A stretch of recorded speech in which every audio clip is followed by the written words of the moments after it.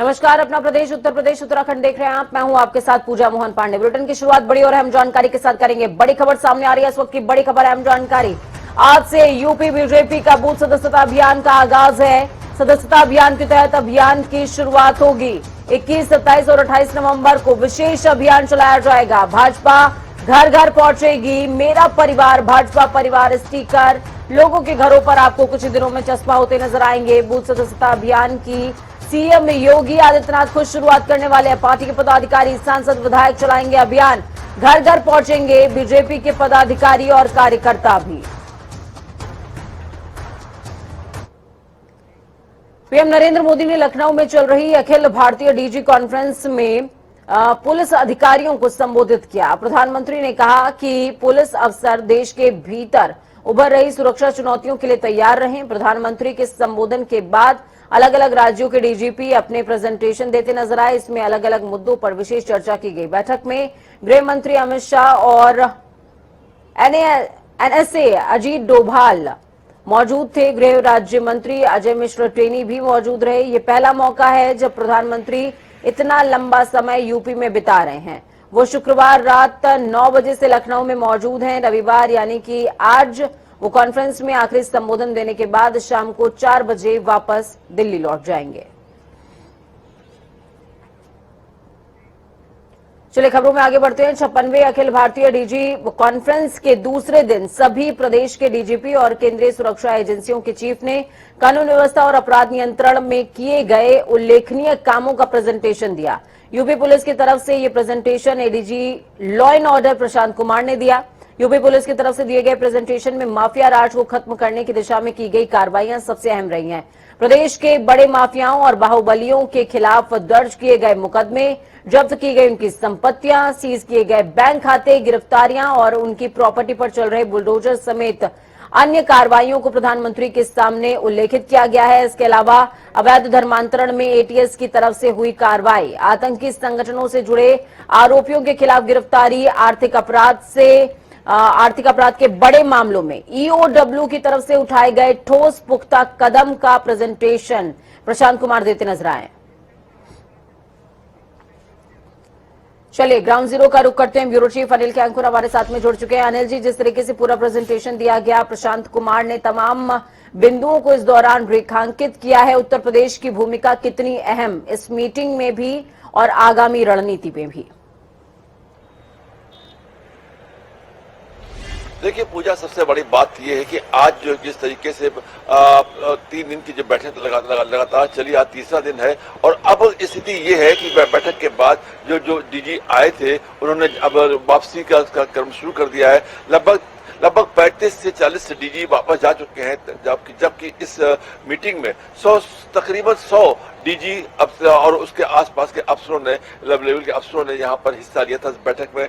और जिस तरीके से बैठक में जो बिंदु निकल के आए हैं वो बड़े महत्वपूर्ण है। एक तो जैसा कि आपने खुद बताया कि आंतरिक सुरक्षा था, इसके बाद एक मुद्दा ये भी धर्मांतरण के मुद्दे को भी लेकर के काफी चर्चा हुई है और किस तरीके से हम जो धर्मांतरण है या विवाद है या आतंकवाद है, किस तरीके से इनसे निपटा जाए, किन किन राज्यों में इनमें बेहतर काम हुआ है, इस पे काम हुआ, कहाँ कहाँ हम लोग के फेलोर हुए हैं, इस पर भी डिस्कशन हुआ है। तो ये तमाम ऐसे मुद्दे जो चर्चा का विषय बने रहे हैं। लेकिन सबसे अहम बात यह है, प्रधानमंत्री का इतने लंबे समय तक लखनऊ में रुके रहना, ये एक बहुत बड़ा मायने रखता है। लखनऊ वो अड्डा है, कहा जाता है कि देश की राजनीति अगर कोई रास्ता है तो लखनऊ होकर गुजरता है। तो ये मान लीजिए कि प्रधानमंत्री जिस तरीके से लखनऊ में है और लखनऊ में 3 दिन यहाँ पे है और उनके साथ साथ केंद्रीय गृह मंत्री भी हैं, तो आगामी आने वाले वर्ष के शुरुआती दिनों में ही, शुरुआती महीनों में ही उत्तर प्रदेश के विधानसभा चुनाव होने हैं। बहुत शुक्रिया हमारे साथ जुड़ने के लिए, अहम जानकारी साझा करने के लिए।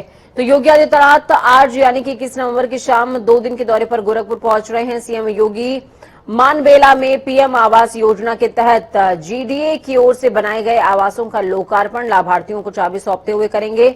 जीडीए की ओर से मानबेला में 1488 आवासों का निर्माण कराया गया है।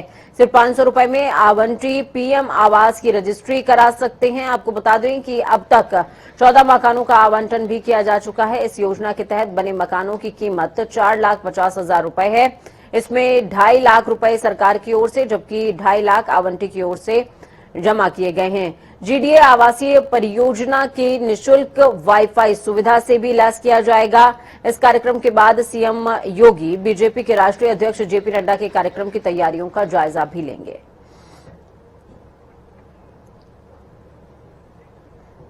उत्तर प्रदेश सरकार ने गोरखपुर को महानगर का दर्जा दे दिया है। कैबिनेट बाई सर्कुलेशन में नगर विकास विभाग की ओर से इस बाबत लाए गए प्रस्ताव को हरी झंडी मिल गई है। मिली जानकारी के हिसाब से गोरखपुर में मेट्रो ट्रेन चलनी है और इसके लिए किसी भी शहर में 40 लाख की आबादी के साथ उसे महानगर का दर्जा मिलना बेहद जरूरी होता है, जिसको देखते हुए ये निर्णय लिया गया। रेल ट्रांजिट परियोजना में 2 कॉरिडोर प्रस्तावित किए गए हैं। पहला कॉरिडोर श्यामनगर से मदन मोहन मालवीय प्रौद्योगिकी विश्वविद्यालय तक बनेगा। इसकी लंबाई 15.14 किलोमीटर होने वाली है। तो वहीं इस कॉरिडोर में 14 स्टेशन होंगे। दूसरा कॉरिडोर बीआरडी मेडिकल कॉलेज से नौसड़ चौराहे तक बनने वाला है, जिसकी लंबाई 12.70 किलोमीटर होगी और इस कॉरिडोर में 13 स्टेशन होंगे। तो एक और बड़ी खबर, अहम जानकारी सामने आ रही है। बड़ी खबर, आज बाराबंकी दौरे पर रहेंगे एआईएमआईएम चीफ असदुद्दीन ओवैसी। शोषित वंचित समाज सम्मेलन में बतौर मुख्य अतिथि शामिल हो रहे हैं ओवैसी। प्रशासन ने सुरक्षा के पुख्ता इंतजाम किए हैं। प्रशासन ने नियमानुसार शर्तों के साथ कार्यक्रम की अनुमति दे दी है। तो बड़ी खबर, अहम जानकारी आपको बाराबंकी से दे रहे हैं, जहां पर ओवैसी के कार्यक्रम की तैयारियां जोरों पर चल रही है। कुछ ही देर बाद ओवैसी यहां पर शामिल होंगे, मंच से संबोधित करते भी नजर आएंगे। बड़ी खबर, अहम जानकारी है आज बाराबंकी से, जहां पर एआईएमआईएम चीफ असदुद्दीन ओवैसी मौजूद होंगे। सबसे बड़ी बात यह है कि किसान आंदोलन पर ऐलान के बाद जिस तरीके से विपक्षियों की तरफ से रैली और आयोजन किए जा रहे हैं, सबकी निगाहें अब इन तमाम आयोजनों पर हैं। इस खबर पर ज्यादा जानकारी के लिए चमन हमारे साथ फोन लाइन पर जुड़ चुके हैं। चमन, क्या कुछ अपडेट है?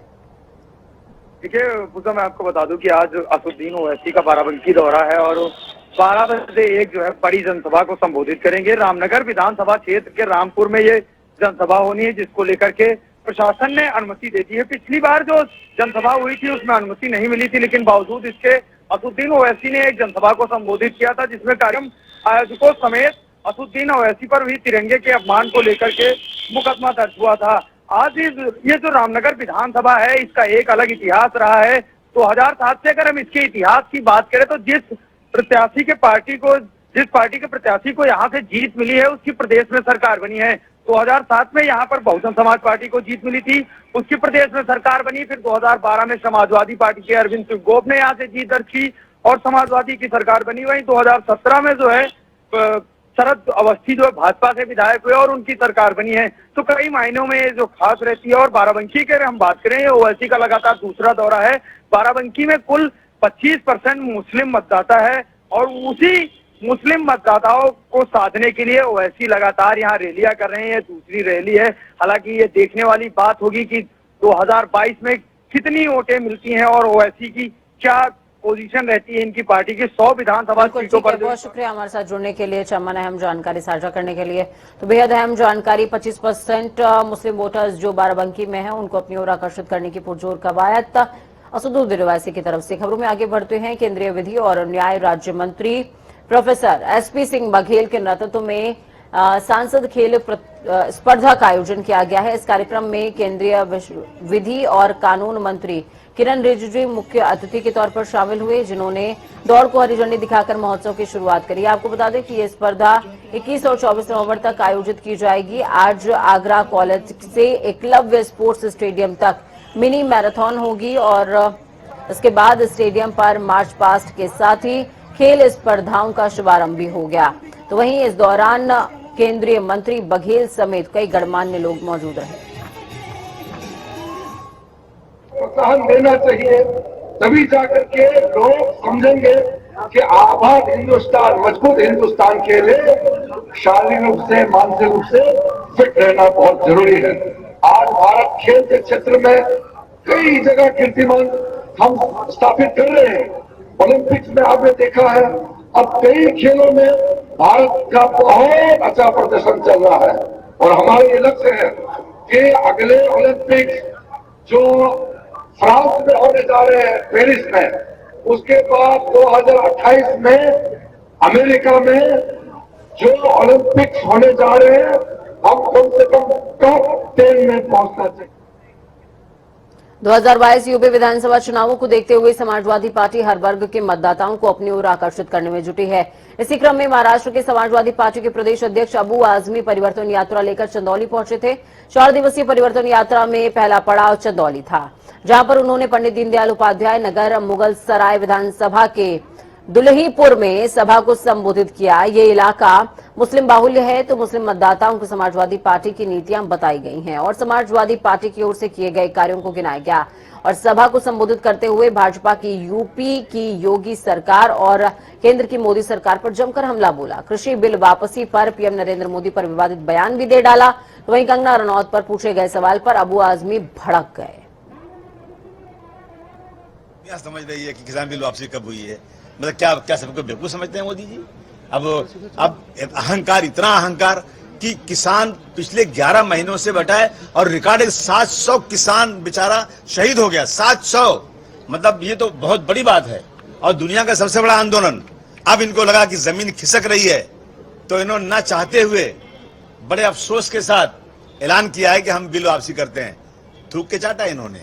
और याद रखिए, जनता इतनी बेवकूफ नहीं है। आप जो है सिर्फ अपॉर्चुनिस्ट हैं, आप वोट के लिए कर रहे हो और आपने कोई वादे नहीं पूरे किए हैं। जितने वादे किए हैं सब पे झूठ है। तो मुझे लगता है कि इस बिल वापस हो जाए, बहुत अच्छी बात है। बधाई देना चाहता हूं किसानों को कि तुम्हारा आंदोलन रंग लाया। मगर मैं सल्यूट करता हूं उन किसानों को जिन्होंने एक साल तक 700 किसान शहीद, उन शहीद किसानों को शहादत का दर्जा सरकार की तरफ से मिलना चाहिए, उनके परिवार को कंपनसेशन मिलना चाहिए और इस झूठी सरकार के बहकावे में कोई आएगा नहीं। अब तो इनको हटा ही देना है। आम आदमी पार्टी के राष्ट्रीय संयोजक और दिल्ली के मुख्यमंत्री अरविंद केजरीवाल आज उत्तराखंड के 1 दिवसीय दौरे पर हरिद्वार आएंगे। वो हरिद्वार में रोड शो करने वाले हैं। साथ ही पार्टी कार्यकर्ताओं में जोश भरने का काम करेंगे। आगामी चुनावी रणनीति को लेकर कार्यकर्ताओं से बात करेंगे। केजरीवाल के आने से एक बार फिर उत्तराखंड की चुनावी सियासत गरमाएगी और इस बार भी राजनीतिक पार्टियों की केजरीवाल पर ही निगाह रहने वाली है। वो क्या ऐलान करते हैं हरिद्वार दौरे के दौरान? केजरीवाल पार्टी कार्यकर्ताओं के साथ बैठक करेंगे। इसके लिए पूरी तैयारियां की जा चुकी हैं। उत्तराखंड के और दिल्ली के बीच में लोगों का आना जाना लगा रहता है। बहुत सारे उत्तराखंड के लोग दिल्ली में काम कर रहे हैं, आते जाते रहते हैं और लोग देख रहे हैं कि कैसे दिल्ली के अंदर पिछले कुछ वर्षों में बहुत अच्छा विकास हुआ है। तो इस बार उत्तराखंड के लोग भी मन बना चुके हैं कि उत्तराखंड के अंदर नई पार्टी को मौका देना चाहिए। तो आज लोगों से बात करेंगे। आप लोग आइएगा, आप सब लोगों से 1 बजे के करीब, 1 बजे प्रेस कॉन्फ्रेंस है, 1 बजे बात होगी। तो चलिए, विकास खन्ने हमारे साथ में जुड़ चुके हैं। विकास, क्या कुछ अपडेट है? क्या कार्यक्रम है अरविंद केजरीवाल का? कब तक पहुंच जाएंगे हरिद्वार?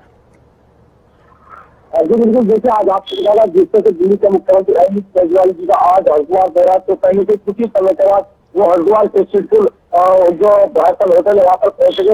इस दिन का जिस तरह से प्रकोष्ठ की मीटिंग बताई जा रही है, तो कहीं ना कहीं आज अहम बैठक में जो कई जो पार्टियों के कार्यकर्ताओं में जो ध्यान लगा वो काम भी करेंगे। फिर इसके बाद उनके जो है पत्रकारों के साथ की प्रेस वार्ता भी इनके द्वारा की जाएगी और किस तरह के टिप्स जो यहाँ पर पार्टी के कार्यकर्ताओं को देखा, तो कहीं आगामी विधानसभा चुनाव के और मद्देनजर कहेंगे जो आप पार्टी करेंगे और जो है आज की तरह अंग्रेजी से साफ से उनका ये कहना है कि जिस तरह से दिल्ली का जो मॉडल कहेंगे उत्तराखंड में स्थापित करना चाहते हैं। और बड़ी बात एक ही जिस तरह का कार्यकर्ताओं में जो झेलना को काम भी करेंगे, कार्यकर्ता को काफी खुशी से मिले। तो साफ तौर पर अरविंद केजरीवाल जब जब उत्तराखंड लगा तो उनके द्वारा कोई न कोई चुनाव प्रोजेक्ट कोई बड़ी घोषणा की जाती है, तो कई बार सबकी मुझे क्या वो नहीं घोषणा करता है। जी ठीक है, बहुत शुक्रिया विकास हमारे साथ जुड़ने के लिए, हम जानकारी साझा करने के लिए। 1 साल तक कोरोना से प्रभावित रही बद्रीनाथ धाम की तीर्थ यात्रा इस बार काफी हद तक पटरी पर लौट आई। पिछले साल की तुलना में इस बार बद्रीनाथ धाम में मत्था टेकने वाले तीर्थयात्रियों की संख्या में इजाफा भी देखने को मिला।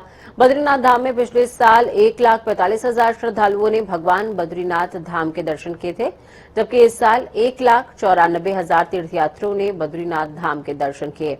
आपको ये भी बता दें कि साल 2020 में बद्रीनाथ धाम के कपाट 15 मई को खुल गए थे, लेकिन कोरोना संक्रमण के कारण 22 जुलाई से तीर्थयात्रियों को धाम तक पहुंचने की अनुमति दी गई थी। 18 सितंबर से हर रोज 1000 तीर्थयात्रियों को धाम तक जाने की अनुमति मिली, जिसके बाद 5 अक्टूबर से धाम जाने की सभी पाबंदियों को हटा दिया गया और सभी तीर्थयात्रियों को धाम जाने की छूट मिली।